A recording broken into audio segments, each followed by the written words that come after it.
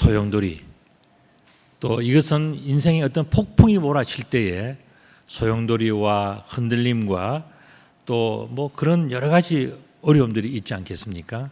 그래서 이러한 인생의 풍랑 속에서 흔들리지 않는 안정감은 어떻게 얻어지는가 궁금하지 않습니까? 그림을 하나 보시면 정말 이게 태풍이 올 때 1년에 몇 번 없는 태풍이지만 한 번 지나가면 뭐 초토화가 되는 그런 흔들림이 바다에도 있고 육지에도 있고 우리 인생에도 있단 말이죠. 자, 이 태풍이 올 때 배들은 무엇을 준비해야 되겠습니까? 도망갈 수도 없는데, 피할 수도 없는데 어떻게 해야 될까요? 그때 필요한 것은 뭐냐면은 앵커, 닻입니다. 닻이 필요한 거예요. 이 앵커라고 하는 것, 닻이라고 하는 것은 배를 고정시켜주는 아주 중요한 도구예요. 그림을 보시면은 이제 다음도 그림을 보시면은 이렇게 우리 뭐 전 세계에는 다 해류가 있단 말이죠. 난류와 한류들이 왔다 갔다 하면서 바다의 물이 계속 흔들리면서 온 세상에 있는 찌끄러기, 더러운 물들 다 바다가 정화하는 거예요. 그 바다는 사실은 죽음 같지만은 사실은 거기에서 살아나는 엄청난 생명력이 있는 곳이 바다예요. 그러니까 생명이 있다가 보니까 바다는 늘 소용돌이가 있는, 파도가 있고 흔들림이 있고, 우리 인생으로 친다면 환란이 있고 눈물이 있고 고난이 있는, 감당할 수 없는 어려움들이 늘 있는 거예요. 평범하고 평탄해 보이지만은 언젠가 한번 뒤집어질 수 있는 위험성이 바다에는 늘 있단 말이죠. 다음 그림도 보시면은 태풍이 들어올 때에 배들이 정박을 하지 않습니까? 옆배와 묶기도 하지만은 더 잘하려고 그러면 전부 다 이 앵커, 닻을 내려요. 그래서 이 태풍을 견딜 수 있도록 다 나름대로 준비하고 닻을 배에는 다 싣고 다닙니다. 큰 항공모함 같은 것도 마찬가지예요. 배가 큰 배들은 닻이 있겠느냐? 항공모함처럼 큰 배도요, 큰 닻을 싣고 다닙니다. 다음 그림도 보시면은 이 큰 항공모함의 닻은 어마어마하게 큽니다. 또 다음 그림도 보시면은 이런 것들을 여러 개 이렇게 내립니다. 그렇게 해서 바닷속 깊이 내려간 닻의 모습을 본다면은 땅에 그 닻이 닿여져 있을 때 이 배는 풍랑 속에 또 정박 속에서도 흔들리지 않고 움직이지 않고 그 자리를 지킬 수가 있는 것입니다. 이처럼 나를 지켜주는 닻은 무엇일까? 인생의 풍랑 속에서 살다가 보면 어렵고 힘들고 흔들리고 뒤집어지는 것 같고 멀미 나고 괴롭고 눈물 나고 견딜 수 없는, 내가 감당할 수 없는 많은 일들이 생길 때 내 인생의 닻은 도대체 무엇이냐 하는 거예요. 사람을 창조하신 하나님께서 하나님으로부터 떠내려가지 않도록 우리들에게 닻을 만들어 주신 거예요. 하나님으로부터 흘러 떠내려가지 않도록 사람들에게 주신 닻은 무엇일까? 우리가 하나님부터 떠내려가 버리면은 이는 끝나는 거예요. 이 배는 그냥 떠돌다가 뒤집어져서 그냥 파산되어지고 사람이 죽고 다 그냥 그렇게 끝나는 거예요. 그런데 이 험한 풍랑 속에서 뒤집어지고 흔들리고 소용돌이 치는 그 인생 속에서 하나님을 끝까지 떠나지 않고 살아갈 수 있는 그 비결, 그 닻은 무엇일까? 인간을 창조하신 하나님께서 그 사람들에게 주신 그 인생의 닻은 무엇일까 하는 겁니다. 제가 힌트를 하나 드린다면 그건 바로 들음에서 있다 그랬어요. 자, 이렇게 말씀을 드리면 여러분의 성경 말씀 떠올리시는 것이 있을 겁니다. 그것은 바로 로마서 10장 17절의 말씀이죠. 믿음은 들음에서 나며 들음은 그리스도의 말씀으로 말미암았느니라. 자, 믿음은 어떻게 생기느냐? 인생의 깊은 닷, 그것이 내 인생에 꼭 필요한데, 왜냐하면 나는 늘 흔들리고 아침 저녁으로 뒤집어지고 난리를 치고 감당할 수 없는 것들이 몰려오는 이 어려움 속에서 대부분의 사람들은 그냥 배짱으로 살아가는 거예요. 그냥 밥 먹고 나가서 부딪혀보고 이렇게 살아요. 그래서 사람들은 인생에서 어려움을 겪을 수밖에 없는 겁니다.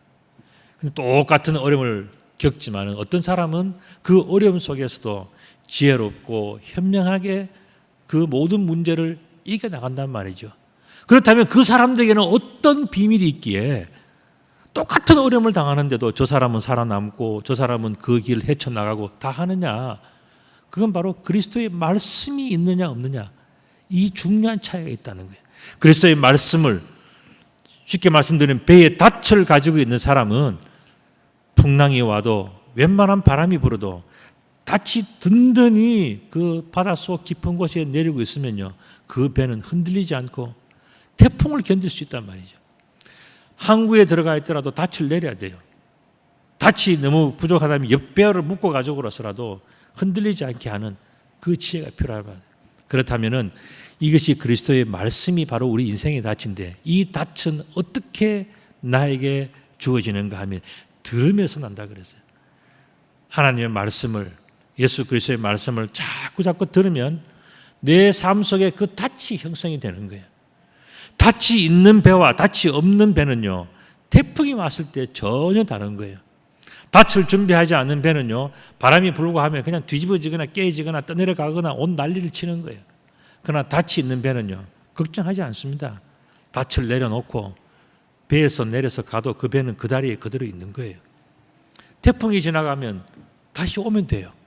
여러분들, 태풍은요 1년에서 그냥 몇 번 오는 거예요. 대부분의 날은 1년 365일 중에서요 300일 이상은요 태풍이 없어요. 우리는 어쩌다 한 번씩 오는 그 태풍에 다 무너지고 있지 않습니까? 왜 그렇습니까? 인생의 닻을 준비하지 못하고 태풍을 맞았기 때문에 그런 거예요. 그러나 지혜로운 사람은 어떻게 합니까? 태풍이 몇 번 있을 줄 알고 닻을 준비하고 바람이 불 때 어떻게 하겠다는 그 다 생각이 있기 때문에 그 어려움을 견뎌 나가는 거예요. 그렇기 때문에 우리는 인생에서 속에서 우리 인생에 닫힌 그리스도의 말씀을 잘 듣는 훈련이 습관이 되어져 있어야 된다 하는 것입니다. 자, 이렇게 볼 때에 우리는 들을 것에 더욱 유념함으로 우리가 흘러서 떠내려가지 않도록 함이 마땅하다, 그렇게 이야기했어요. 우리가 가만히 있는다고 해서 가만히 있는 게 아니고요, 세상은 우리들을 흔들어 놓습니다. 떠내려가게 해요. 자꾸 바람이 불고, 여러분들 작은 호숫가에서도요 조그만 쪽배를 한번 타봤습니까? 놓젖지 않고 가만히 있으면요 그 자리에 가만히 있을 것 같죠. 물이 배를 움직였어요. 떠내려가고 있어요. 조금만 지나면 내가 여기 있네 하는 것을 느낄 정도로 배가 움직입니다. 우리 인생이 그런 거예요. 정말 안전하게 머물고 싶다면 닻이 준비되어 있어야 된다. 사람들에게 주신 닻이 뭐겠습니까? 결국 하나님의 말씀이에요. 여호와 하나님의 말씀, 이게 우리 인생의 닻이란 말이죠. 하나님 앞에서 행하는 모든 범죄함과 불순종은 우리를 파괴하는 사탄의 무기예요. 사탄이 여러분들을 어떻게 무너뜨리는지 아십니까? 제일 쉽고 제일 중요한 건 뭐냐면 여러분들에게 말씀을 빼앗아 버립니다. 바쁜데 무슨 말씀을 읽어. 말씀은 그냥 교회 가서 들으면 돼. 그리고 우리가 성경책 펴려고 그러면 옆 사람 창피한데 내가 성경책을 읽어야 되나? 여러 가지 이 말씀을 빼앗아 버리면 그 사람은 인생의 닻을 다 잃어버리는 거예요. 그렇기 때문에 우리는 지혜롭게 살아야 되는데 어떻게 되냐면 우리 인생에서 말씀의 닻을 붙들어야 돼요. 준비를 해야 돼요. 든든히 점검도 하고 늘 해야 돼요. 그래서 여러분들이 아침에 일어나시면은요, 급하게 일어나서 눈 뜨고 세수하고 양치질하고 그냥 밥도 못 먹고 직장 뛰쳐나가는 것보다 여러분들이 24시간 중에 이제 10분만 여러분들이 더 부지런함을 떨어보세요. 일어나셔서 아침에 말씀을 한 장이라도 읽고 몇 절이라도 읽고 기도하고 하루를 시작해 보세요. 그게 하루, 이틀, 3일, 한 주일, 한 달, 1년, 10년 되면요, 그 사람은요 말씀의 닻이 자기 속에 있기 때문에 세상에 웬만한 어려움은요 걱정도 안 합니다. 끄떡도 안 합니다. 여러분들의 말씀의 닻이 없기 때문에 늘 그냥 이리 흔들리고 저리 흔들리고 해서 인생이 그냥 무너지는 거예요. 그렇기 때문에 여러분들이 이제부터 여러분들이 어떻게 하냐면은 여러분 자신을 위해서, 여러분들의 가족을 위해서, 여러분들의 미래를 위해서 이제부터는 정말 철저하게 매일매일 말씀을 붙들어야 돼요. 말씀을 읽어야 됩니다. 말씀을 들어야 돼요. 눈으로 보든지 귀로 듣든지 해야 돼요. 여러분들 스스로 하는지 못하면은 새벽 기도라도 나오셔가지고요. 여러분들이 그 시간을 하나님 앞에 매여야 돼요. 그렇게 해야 말씀이 여러분들을 지켜주는 겁니다. 만약에 그것이 안 되면은 여러분 어떻게 됩니까? 모든 범죄함과 불순종에 빠지는 거예요. 이게 뭐냐면 사탄의 밥이 되는 거예요. 말씀이 없기 때문에 어떻게 하는 거예요? 자기 마음대로 해버리고 그냥 자기 뭐 그냥 뜻대로 해버리고 이래 해버리고 저래 해버리고 그렇게 하면 결국 뭡니까? 자기 인생이 다 무너지는 거죠. 하나님의 말씀이 모든 범죄함과 순종하지 아니하면서 우리를 지켜주시는 거룩한 축복인 것을 우리가 알아야 되는 거예요. 2절의 말씀도 보면은요, 천사들을 통하여서 하신 말씀이 있다 그랬습니다. 그것은 우리들을 아주 견고하게 해주는 것인데 모든 범죄함과 순종하지 아니함이 에서부터 우리를 건져주시고 그 다음에 공정하지 않는 보응을 치름으로 말미암아서 불순종하고 죄를 짓는 모든 것에 대해서는 뚜렷한 깨달음을 주시는 거예요. 여러분들 우리가 살다가 보면은요, 정말 내가 하나님 앞에 죄를 지었다, 잘못했다, 내가 어리석었다 하는 그런 뉘우침과 깨달음이 있지 않습니까? 그때는 참 축복을 받는 순간이에요. 내가 그것을 통해서 하나님 앞에서 내가 이제 거듭나는 시간이고 내가 이제는 하나님의 진정한 자녀가 되는 시간이고 하나님께서 나를 얼마나 사랑하시면 나를 이렇게 죽는 자리에서 잠에서 깨어나서 하나님을 찬양하고 하나님의 말씀을 보고 하나님 앞에 기도하면서 하나님이 기뻐하시는 사람으로 그렇게 세워주시는가를 기뻐해야 된다는 것입니다. 우리가 이같이 큰 구원을 등한히 여기면 사람이 어리석은 사람 중에 사람들이 특징이 뭡니까? 하나님의 구원을 등한시 여기는 거예요. 뭐 그런 거 있겠어? 정말 있으면 어떡할 겁니까, 여러분들? 지혜로운 사람은 어떡합니까? 우리 마지막에 하나님의 심판과 구원이라고 하는 큰 갈림길이 있을 것인데 그날을 위해서 준비하고 기도하고 하나님 만날 그날을 기뻐하고 바라면서 잘 준비하는 사람들은 그냥 그날이 되었을 때요 너무너무 기쁘고 행복하고 승리하는 날이에요. 그런데 그것이 준비 안 된 사람은 어떡합니까? 큰일 났다 하고 울고만 있지 않습니까? 우리 예수 믿는 사람들은요 어떻습니까? 구원이 우리들에 있기 때문에 우리들은 감사하고 기뻐하고 우리들은 세상에서 흔들리지 않습니다. 우리가 이같이 큰 구원을 등한히 여기면 어찌 그 보응을 피하리요? 이 구원은 처음에 주로 말씀하신 바요 들은 자들이 우리들에게 확증하는 바니 그렇게 이야기했습니다. 우리들의 구원을 이루어 가시는 하나님의 도구들이 있어요. 우리는 사실 잘 모르잖아요. 그런데 하나님께서는 우리들을 위해서 기가 막힌 요리들을 해주셔요. 여러분들 가정에도 보면 주방에 가면 주방 도구들이 있지 않습니까? 또 주방에 가면 양념통들이 있어서 여러 가지 양념들이 있어요. 이건 뭡니까? 요리하는 사람들이 이런 것들을 통해서 보다 더 맛있게, 보다 더 건강하게, 보다 더 신선하게, 보다 더 행복하게 모든 것을 만들어내지 않습니까? 하나님도 우리들의 인생에서 그렇게 하신다는 거예요. 그 하나님의 조리 도구와 양념이 뭐냐 하면은 하나님도 표적들과 기사들과 여러 가지 능력들과 이런 것들을 한다 그러죠. 여러분들 표적이라고 하는 것은 뭐냐면은 헬라어로는 세메이온, 사인이라는 뜻이에요. 하나님은 우리들의 인생 속에서 하나님께서 우리들에게 사인을 주신 것들이 참 많이 있어요. 정말 이래서는 안 되고 저렇게 해야 되고 내가 이렇게 예수를 믿어야 되고 내가 정말 교회에 가서 하나님 앞에 기도해야 돼. 뭐든지 많은 사인을 주는데 사인을 무시하는 사람들은 어떻게 됩니까? 가다가 차고 나는 거예요. 그래서 인생이 정말 어려움을 겪는 거죠. 그런데 하나님께서 우리에게 주신 사인을 보면서 좌로 가야 되는지 우로 가야 되는지 직진을 해야 되는지 멈춰야 되는지를 그 말씀을 통해서 다 지시를 받고 동행하는 사람은요 언제나 안전한 거예요.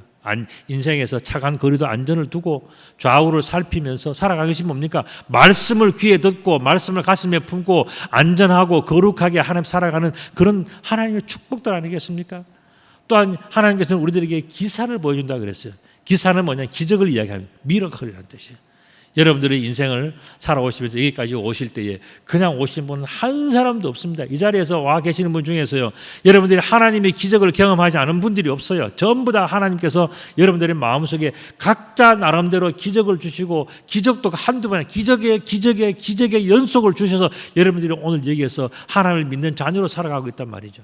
그 모든 것에 대해서 여러분들이 이제는 알아야 되고, 이제는 감사해야 되고, 이제는 내가 그냥 밥 먹고 살아가는 것이 아니고, 내가 그냥 똑똑해서 내가 시간이 남아서 교회 가서 예배 드리고 성경 말씀 읽고 하고 그런 게 아니라, 하나님께서 내 인생 속에 기적을 베풀어 주셔서 여기까지 인도하셔서, 내가 지금은 부족하고 내가 지금은 답답하고 어려운 거 같이 보이지만 이것도 하나님의 은혜다. 이보다 더 큰 은혜와 더 큰 시련을 주고 더 큰 일들이 있었으면 이런 축복은 또 없지 않습니까? 그런데 하나님께서 기적과 은혜를 주셔서 그 모든 환난에서부터 막아주시고 여기까지 이르게 하셔서 우리가 하나님 앞에 예배하고 찬양하고 경배하고 하나님을 섬길 수 있는 그 은혜와 사랑과 축복은요, 우리 인생에 받은 엄청난 기적이에요. 하나님의 그 기적을 우리들에게 베푸지 않을 때 우리는 벌써 인생 끝났을 거예요. 벌써 다른 사람이 되고 벌써 사탄이 밥이 되었고 우리는 다 끝났단 말이죠. 그런데 하나님께서 오늘도 우리들을 여기까지 인도하셔서 하나님의 은혜에 붙들어 메워 놓는 그 은혜는요, 우리들을 향한 엄청난 축복이에요.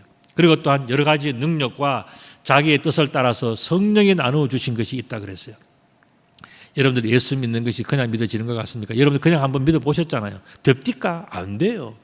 성령이 여러분들 마음속에서 역사하셔서 성령이 여러분 속에 있기 때문에 오늘 이 자리에 앉아 계시는 거예요. 그 성령이 없으면 예수 그리스도를 주라고 고백할 수도 없고 찬양을 부를 수도 없고 말씀을 듣고 싶은 마음도 전혀 없는 거예요. 그런데 내가 이제는 성경 말씀을 들어야 되겠다, 교회에 가야 되겠다, 내가 기도해야 되겠다, 내가 정말 이제는 하나님 앞에 선하게 살아야 되겠다, 그런 마음이 어디서 생긴지 아십니까?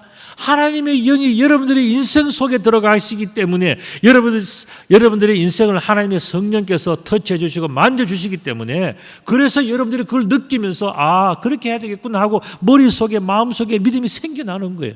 이건 뭐냐? 성령께서, 하나님의 영이 여러분들과 함께 하시는 거룩한 증거 아니겠습니까? 바로 오늘 4절은 그것을 이야기하시는 거예요.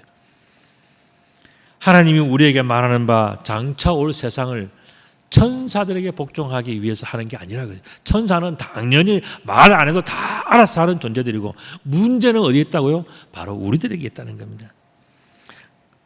그러나 누구인가 어디에서 정언하듯이 사람이 무엇이기에 주께서 그를 생각하시며 인자가 무엇이기에 주께서 그를 돌보시나이까. 문제는 바로 그라는 거예요. 그가 문제라는 겁니다. 여러분들 오늘 본문에 나오는 이 내용은요, 욥기와 시편에 같이 나오는 내용이에요. 제가 욥기에 있는 말씀을 인용을 해드리면, 욥기 7장 1절부터 3절의 말씀 보면, 이 땅에 사는 인생에게 힘든 노동이 있지 아니하겠느냐, 그의 날이 품꾼의 날과 같지 아니하겠느냐, 종은 저녁 그늘을 몹시 바라고 품꾼은 그의 삭슬 기다리나니, 이와 같이 내가 여러 달째 고통을 받으니 고달픈 밤이 내게 작정되었구나. 내가 누울 때에 말하기를 언제나 일어날까, 언제나 밤이 갈까 하며 새벽까지 이리 뒤척 저리 뒤척 하는구나. 내 살에는 구더기와 흙덩이가 의복처럼 입혀졌고 내 피부는 굳어졌다가 터지는구나. 여러분들 욥은요, 참 동방의 의인이라 할 정도로 굉장히 신실하고 의로운 사람이었어요. 근데 사탄이 욥을 시험하기 시작한 거예요. 네가 하나님을 믿어? 네가 병들어도 믿나 한번 보자. 사탄이 하나님 앞에서 욥을 시험하기 시작했어요. 하나님이 내 종, 내 사랑하는 욥, 생명은 건드리지 말아라. 그러나 네 마음대로 한번 해봐라. 그러니까 사탄이 욥을 엄청나게 괴롭혔어요. 그러나 욥은 끝까지 하나님에 대한 사랑과 신뢰를 버리지 않았어요. 그것이 바로 욥이 받은 큰 축복이에요. 그 고난이 지나고 난 다음에 하나님은 욥을 갑절이나 축복해 주셨다 그랬어요. 욥처럼 이렇게 힘들고 어려운 인생길에서 욥은 어떤 생각들을 했을까요? 거기에 대해서 한 말씀이 나오는데, 그게 바로 욥기 7장 17절 18절 오늘 본문에 나오는 그 내용이에요. 사람이 무엇이기에 주께서 그를 크게 만드사. 고난 가운데서 욥은 뭐냐면 내가 이 어려움과 고난당하고 눈물 당하고 내가 정말 참기 힘든 이 모든 일들을 통해서 하나님은 나를 믿음의 큰 사람으로, 위대한 사람으로, 하나님의 믿음의 장자로 나를 세워주신다. 우리 가정과 우리 개인과 내 삶에 생기는 모든 고난들은 뭐냐? 하나님께서 나를 크게 만들어주시는 큰 축복이라고 오히려 찬송을 하면서 아침마다 나를 권징하시며 순간마다 나를 단련하시는 것은 나는 너무너무 감사합니다. 하나님께서 나를 이렇게 바르게 세워주지 않았다면, 하나님께서 나를 이렇게 바르게 잡아주지 않았다면 나는 벌써 무너졌고 벌써 끝난 사람인데 하나님께서 나에게 꾸중도 해주시고 때로는 나를 뒤집어도 주시고 거꾸로라도 하나님께서 나를 살리시기 위해서라도 그렇게 붙들어 주시는 이 은혜가 하나님께서 나를 크게 하시는 것이라고 오히려 욥을 찬양하고 있지 않습니까? 이렇게 볼 때에 정말 하나님께서 사랑하시는 사람, 그 사람은 어떤 사람입니까? 그것은 바로 여러분들이에요. 하나님께서 생각하시고 돌보시는 사람은요, 멀리 있거나 예전에 있었던 그 사람이 아니라 오늘 이 시대를 살아가는 이 자리에 계시는 여러분들이 뭐냐? 하나님께서 잊을 수 없는 그런 사람이라는 거예요. 하나님께서 여러분들 앞에서 눈을 뗄 수 없는 그 사람들이 바로 여러분들이라는 거예요. 그래서 하나님께서는 여러분들을 바라보시면서 야, 그 사람, 나는 그 사람을 잊을 수가 없다. 나는 그 사람을 나는 눈을 뗄 수가 없다. 그 사람을 나는 가슴 속에서 영원히 품을 수밖에 없다 하는 바로 그 사람들이 여러분들 한 사람 한 사람 모든 분들이 전부 다 여러분들이 그 사람들이라는 거예요. 여러분들 그 사람 하니까 너무 훌륭하고 좋은 사람 같죠? 그 사람이 어떤 사람인지 아십니까? 문제 덩어리. 바로 그 사람이 여러분들. 수십 년을 살아오면서 살아오는 동안에 나날이 살아온 날만큼 죄가 많고 살아온 날만큼 실수도 많고 살아온 날만큼 안 한 것도 많고 거짓말 한 것도 많고 틀린 것도 많은 그런 우리 문제 덩어리가 뭐냐? 그게 바로 우리들이란 말이죠. 바로 성경에서 이야기하는 바로 그 사람이에요. 그래도 여러분들은 여러분들을 하나님께서는 생각하시고 돌보시고 계시다는 것이 오늘 본문의 내용이에요. 여러분들이 대단히 훌륭해가지고 뭐 좋은 대학에서 공부를 많이 해가지고 똑똑해가지고 뭐 굉장히 훌륭해가지고 여러분들이 하나님 보시기에 나는 너를 잊을 수가 없고 너는 뭐 정말 내가 눈을 뗄 수가 없는, 물론 그런 경우도 있겠지만은 지금 성경에서 이 본문에서 얘기하는 그게 아니에요. 야, 정말 흔히 하는 말로 저 인간, 도저히 견적이 안 나오는 저 사람 어떻게 하면 좋을까 하는데도 하나님은 뭐냐? 그 사람을 잊지 못하고 그래서 이렇게 한번 뒤집어 보고 저렇게 한번 뒤집어 보고 잠들고 죽을 것 같으면 깨워도 보고 그렇게 해서 하나님은 뭐냐면 그 사람에 대해서 그 문제덩어리에 그 사람을 하나님은 계속 마음속에 품으면서 어떻게든지 살려보려고 어떻게든지 구원해 보려고 하나님은 그렇게 하신다는, 그 사람에게 눈을 뗄 수 없는 바로 그 사람, 그 사람이 바로 오늘 본문에서 얘기하는 그 사람이에요. 이것이 바로 인생이라는 거. 우리 인생이 그런 거예요. 우리 인생은요, 뭐 휘황찬란하고 멋있고 잘 나가는 그런 인생이 아니고요. 우리 인생은 아담 이후로 전부 다 고생하고 눈물하고 땀 흘리고 수고해도요 보람도 없는 것 같은 것이 우리 인생이란 말이죠. 그런데 이 인생을, 이것이 바로 우리들의 길이고 우리 인생인데, 이런 구렁텅이 같은, 이런 치사하고 더럽고 정말 머물기 싫은 그 같은 그런 사람에게 어떤 일이 생긴지 아십니까? 바로 그런 사람에게 예수 그리스도가 오신 거예요. 하나님의 아들이 우리 인생 속으로 찾아오신 거예요. 인생 속으로 오신 예수 그리스도, 그분이 바로 우리들의 주님이라는 거예요. 주님이 좋은 자리, 훌륭한 자리, 잘난 사람, 뭐 굉장한 사람, 그런 사람들에게만 찾아가는 것이 아니고 정말 주님이 찾아오신 것은요, 저런 인간, 다시는 만나보고 싶지 않은 인간, 저렇게 맨날 거짓말하고 저렇게 맨날 하나님을 속이고 하나님을 배반하고 욕하는 그런 사람들에게도 하나님은 찾아오셨고 예수님은 그런 사람들을 더 가까이 찾아가셨다는 거예요. 인생 속으로 오신 예수 그리스도, 우리들 속에 보내주신 그 주님을 멀리서 안타깝게 지켜보시면서 하나님은 오늘도 우리들을 지켜보시는 거예요. 사랑하는 아무개가 예수 그리스도의 그 말씀을 듣는지, 순종하는지, 복종하는지, 사랑하는지 그걸 지켜보시면서 하나님은 오늘도 우리들의 인생에서 눈을 떼지 못하시고 우리들에 대해서 그 한 번 꽂힌 그 생각을 버리지 못하시면서 우리들을 계속해서 함께 하시는 분이 바로 하나님 아버지의 마음인 것을 본문은 이야기해 주고 있습니다. 끝까지 하나님의 구원을 이루기 위한 안타까운 그 아들의 희생을 하나님 아버지는 지켜보시면서 아들을 응원하고 아들을 위해서 돕고 또 아들이 결국 어떻게 됩니까? 희생의 길로 가고 있지 않습니까? 어린 양이 도수상으로 끌려가는 것처럼 십자가의 길을 가는 것이 예수 그리스도의 삶이지 않습니까? 그것을 지켜보시는 아버지의 마음을 한번 보십시오. 여러분 중에서 자식을 죽음의 자리에 내보내는 그런 부모가 있다고 생각을 해보십시오. 그것이 얼마나 마음이 찢어지겠습니까? 하나님은 그런 마음으로서 그런 심정으로 예수 그리스도를 이 땅에 보내셨다 그랬습니다. 그래서 6절의 말씀이 그러나 누구인가 어디에서 정언하여 이르되 사람이 무엇이기에 주께서 그를 생각하며 그랬습니다. 주 여호와 하나님께서 예수 그리스도를 생각하시는 바로 그 모습을 이미 다 구약 성경에 예언해 놓은 거예요. 인자가 무엇이기에 주께서 그를 돌보십니까? 라고 했습니다. 하나님께서 예수 그리스도를 우리의 그 구차한 모습을 지켜보시지 하나님은 자기 아들 예수 그리스도를 우리의 이 구렁텅이 정말 치사하고 더러운 우리 인생 속에 보내시면서 그 아들을 보내시는 그 아버지의 희생과 마음이 여러분들 느껴지지 않습니까? 7절의 말씀 보면 그를 잠시 동안 천사보다 못하게 하셨다 그랬어요. 예수 그리스도는 천사장보다도 위대하신 분이에요. 하나님의 우편한 자에 계시고 하나님과 함께 하시며 이 천지를 창조하신 그 하나님, 그분이 하나님의 다 우리를 드러내지 못하니까 하나님의 아주 작은 일부분이 우리 속에 오죠. 이 부분도 작지만은 진짜 하나님이란 말이죠. 이 부분을 뭐라 그러냐면 우리는 이 땅에 오신 하나님의 아들라고 이야기해요. 호적상 뭐 누구 아버지냐 아들 이게 아니고요.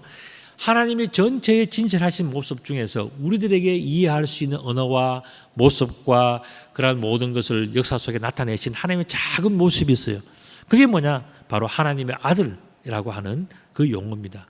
그래서 예수 그리스도는 인간의 몸으로 오셔서 하나님의 나라와 하나님의 관한 모든 것을 우리들에게 설명해 주신 분이죠. 그래서 그 모든 것을 행하시는 하나님께서 그 위대한 예수 그리스도를 잠시 동안 천사보다 못하게 하시며 나중에는 어떻게 하십니까? 영광과 존귀로 관을 씌우셨다. 그런데 하나님의 보기에 아주 놀라운 참 답답함이 있다는 거예요. 그게 뭐냐 하면은 만물을 그 발 아래 복종하게 하셨느니라 하였으나 만물로 그에게 복종하게 하셨지만은 복종하지 않은 것이 하나도 없어야 된다라고 이야기를 했지만은 사람들이 뭐냐고 하면 사람들을 보니까 만물이 아직 그에게 복종하고 있는 것을 하나님은 찾을 수가 없다. 볼 수가 없다. 그렇게 희생하고 그렇게 축복해주고 그렇게 사랑해주고 그렇게 모든 것을 다 해주었는데 정말 진심으로 하나님께 복종하는 사람이 없구나. 이게 하나님의 안타까운 마음이라는 거예요. 축복을 받고 구원을 받고 용서를 받고 그 모든 사랑을 다 받았음에도 불구하고 그거 다 받아먹고 나니까 입 싹 닫고 입마에 포켓 쫙 하고 그냥 끝난다는 거예요. 그러니까 하나님께서 보실 때는 뭐 저런 사람이 있어. 이게 정말 인간이야 하는 정도로 인간이 그렇게 하나님 앞에 불순종하더라는 겁니다. 오직 우리가 천사들보다 잠시 못하게 하심을 입은 자 곧 죽음의 고난을 받으심으로 말미암아 영광과 존귀로 관을 쓰신 예수를 보니 이를 행하심은 하나님의 은혜로 말미암아 모든 사람을 위하여 죽음을 맛보게 하려 하심이라. 아버지는 그 아들을 희생하기까지 모든 사랑과 모든 헌신을 다 하셨는데 사람들은 당연하게 여기고 복종도 하지 않고 말씀도 듣지 않고 하나님을 경외하지도 않고 찬양하지도 않고 이렇게 살아가는 사람들이 너무너무 많다고 하는 하나님의 안타까움이 이 속에 들어있어요. 그래서 모든 사람을 위하여 죽으신 예수 그리스도, 잠시 동안 죽음을 맛본 그 사람을 하나님은 잊지를 못하시는 거예요. 이렇게 많은 사람들, 모든 사람들을 위해서 대신 죗값을 치러줬는데, 죗값을 치르고 탕감받은 사람들이 고마운 마음이 없이 인생을 살아간다면 이게 인간의 도리가 아니지 않습니까? 바로 이러한 인간의 어리석음과 교만과 이 모든 잘못들을 보면서 하나님은 마음 아파하셨습니다. 이를 통하여서 영원토록 영광과 존귀로 관을 서신 예수 그리스도를 다시 이 히브리서에서는 안타깝게 우리들에게 설명해 주고 있는 겁니다. 예수 그리스도는 우리의 인생을 구원해 주시는 말씀의 닻이에요. 우리가 이 닻이 있기 때문에 우리가 인생을 헤쳐나가고 인생의 풍랑을 이겨나갈 수 있는데, 야, 나는 훌륭해서 똑똑해서 그런 것 필요 없이 나는 인생을 갈 수 있다고 생각하다가 어떻게 됩니까? 거기에서 그 어리석음 때문에 우리 인생이 무너지는 것이고 어려움을 겪는 거예요. 그런데 오늘 본문의 말씀은 뭐라 그럽니까? 너희들이 그렇게 인생이 힘들고 어려우냐? 그렇다면 하늘의 지혜를 배우라. 하늘의 지혜가 뭔가? 그건 바로 예수 그리스도는 내 인생을 구원해 주는 말씀에 닫힌 것을 깨달아 알면 된다. 그래서 예수 그리스도의 말씀을 내가 아멘으로 받아들이고 내 머릿속에 기억하고 내 삶에서 그것을 실천하려고 노력하고 이렇게 살아가면은 그 다음부터는 풍랑이 와도 두려움이 와도 소용돌이가 와도 그거는 잠시 지나가는 것일 뿐이고, 그것을 지나가고 나오면은 이 말씀 때문에 내가 승리했다고 하는 그 승리의 기쁨과 감사와 그 영광이 우리 속에 충만할 것이라고 하는 것이 바로 오늘 히브리서의 내용이에요. 여러분들 인생을 어떤 방법으로 살아갈 것입니까? 우리 인생은요, 이제는 다른 방법이 없어요. 예수 그리스도를 다시 내 마음속에, 내 인생 속에 왕으로 모시는 겁니다.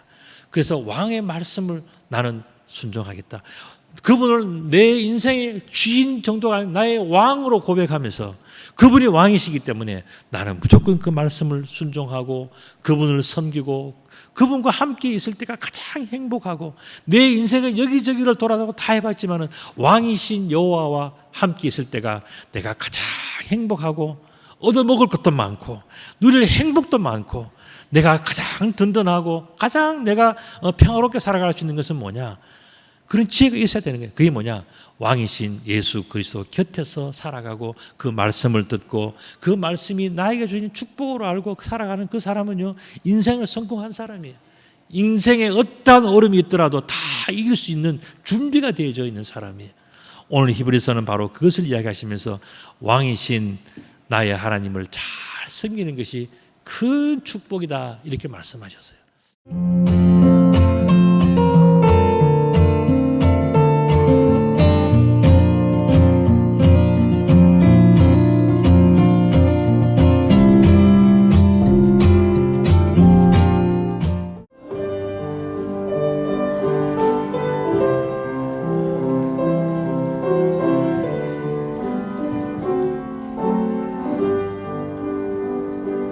내